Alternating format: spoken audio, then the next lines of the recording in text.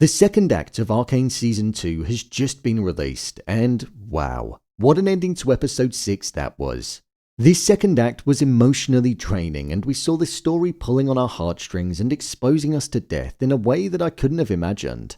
2 lines of dialogue summed up this act for me. The first was by Caitlyn, where she said, "The blade cuts both ways," and the second was by Singed, as he said, "No beast is more savage than man." And with those lines of dialogue, we saw its importance coming into full effect during the climax of the Part 2 finale. So with that, let's jump into these 3 episodes and discuss all that there was to take away from them. Here is Arcane Season 2, Episodes 4, 5 and 6, Ending Explained. Just to let you know, this video will contain spoilers. The importance of the ending of Episode 6. Episode 6 was such an important moment in the entirety of the story. This is because the events that occurred are going to shift the mindset and loyalty of many of the characters moving forward.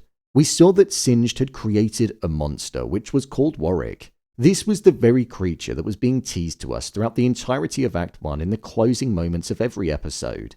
Within Warwick was Vander, Vi and Jinx's father, and with them finding that out, they went to Viktor, who we knew had these healing abilities and was performing miracles like Jesus Christ in healing the sick. So they wanted him to see if they could bring Vander to the forefront within the beast that was plagued with rage and anger. However, on the flip side, Ambessa wanted to capture Warwick, get Singed to put him under control and then weaponize him and use him against the people of the Undercity and Piltover, tying back into Ambessa's ruthless desire to have totalitarian control.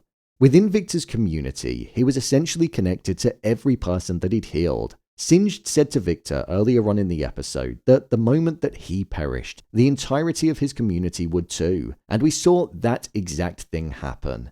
This was because Jayce killed Viktor with a Hextech blast to the chest. Once that happened, every person in the community ended up dying because they were linked to Viktor, and it also meant that all of the progress that Viktor had made with Warwick in bringing Vander back was made redundant, as Warwick ended up regressing to the animalistic state and went on a bloody rampage of killing everything and everybody in sight, even harming Jinx, which showed that Vander on the inside was truly dead.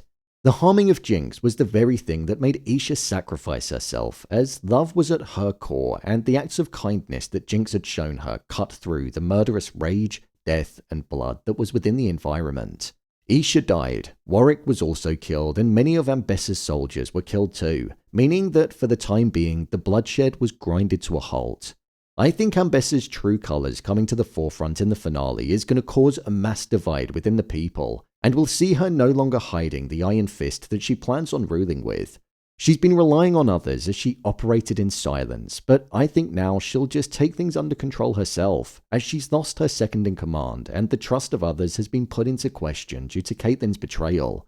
We were led to believe that Caitlyn was going to go down this dark path of following Ambessa and her aggressive way of dealing with things. But we saw that Caitlyn betrayed her and allowed Vi to hold Ambessa captive, so Caitlyn has definitely lost her position as commander.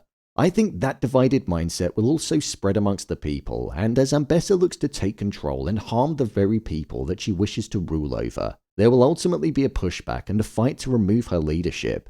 Humans being more savage than beasts is something that really does sum up the mindset of Ambessa, and the fact that she didn't mind killing or drawing blood in order to get what she wanted. In fact, it's the first thing that she looks to do every single time. What's happening with Jayce? During episode 5, we saw that Jayce had managed to find his way out of the anomaly, and he now looks set to go on this mission to destroy Hextech, the very thing that he's dedicated his life to working on. He referred to it as a curse when he was speaking with Viktor, and he told him that he was going to stop him. This anomaly was described by Viktor as a singularity that simultaneously self-replicates and self-annihilates itself. This to me kind of mirrors how humanity is acting within the Arcane world. These very humans self-replicate and also go on to destroy themselves, so I'm wondering if there's some type of symbolism that's present there and what it represents. Either way, with Jayce's return from who knows where he's been, he's a changed man and he could prove to be dangerous in moving forward, as death and killing is something he's not shying away from. He saw something when he was transported by the anomaly, and I think that's definitely driving his direction moving forward. The crystal is now embedded within his wrist, so I wonder if that's impacting the way he's acting too. Jinx and Vi's reunion. Jinx and Vi actually had sisterly moments in this act, and it was really nice to see. During the end of episode 5, where Vi saw that Vanda was trapped inside of Warwick, it was actually a really emotional moment, and I didn't expect it to get me as much as it did. We saw that Vi was fighting with the thought of her sister on her mind at the start of episode 5, but when they were together and family was at the core, her whole demeanor changed.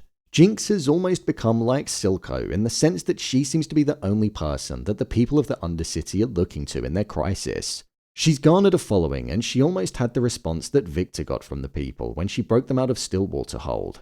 Jinx was still mourning Silco following his death, and there was a point where I thought that she was going to be leaving Zorn. However, with Isha sacrificing herself and dying, she's now got a personal reason to fight against Ambessa. Ambessa pretty much took her father away for a second time and was the reason as to why Isha felt as though she needed to cause an explosion to go off. So this time, it's going to be even more personal. I imagine we're going to see the sisters working together with the Undercity in order to go up against Ambessa and remove her totalitarian control that she seeks to hold, and also the destruction of the Undercity. The purpose of Singed. During these episodes, we found out that Singed was actually carrying out all of his experiments because he was looking to cure the greatest weakness of all, and something that everybody faces, death. Within the chamber in his back room, there was a young woman that was lying there. This is supposed to be his daughter, Oriana. One would assume that it's Oriana because he was confirmed to be Doctor Reveck, the person that invented Shimmer. Everything that he's been doing up until that point has been so he can cure his daughter that was in a pod where there was this gas that was floating around her and keeping her in a state where she could be brought back to life if he found the ability to do so. With him managing to bring Vanda back to life, albeit in the form of Warwick, he definitely made a step in the right direction. He referred to Warwick as being the key, so whatever he did to Vanda, he's most probably going to do to his daughter. I'm also wondering if Ambessa will get him to try and bring Rictus back to life, following him being absolutely annihilated by Warwick. That would make her second in command even more deadly. What's happening with Mel? Mel didn't have much of a feature in these episodes, but when we saw her, she was trapped inside of an oculorum, something which was a specialized ancient chamber to lock away false prophets. The design of the prison was something that I thought was really cool. It was made to look like petals within a rose, and with this abduction being carried out by the Black Rose, it looked and felt so suited. Mill originally believed that she was trapped in there with her brother. However, as time went on, we saw that this was just the Black Rose using its dark powers to trick her. We were given subtle hints with the way that he was just randomly teleporting around her, so something was definitely fishy from the off. Mill actually managed to escape the prison that she was trapped in when it seemed like the Black Rose tried to kill her, and as it happened, we saw a beam of light emerging and we have to assume that she managed to escape. The mention of a fellow sibling being present was mentioned to Mel, but I'm starting to wonder if that's actually true or if it was just the Black Rose playing tricks with her. My review of Part 2. I thought the first episode of Part 2 was a little slow, but then episode 2 was an emotional whirlwind, and then the final one was just a visual spectacular, and it dragged my emotions through the mud even more. I loved the way that episode 6 concluded, the whole two sides of the same coin, and how love can fuel violence, rage can fuel violence, power can fuel violence, and how it all seems to lead to it was a really symbolic and powerful moment. Viktor's death is something that I'm quite gutted about. I was growing to really like this new version of Viktor, and I would have liked some more screen time.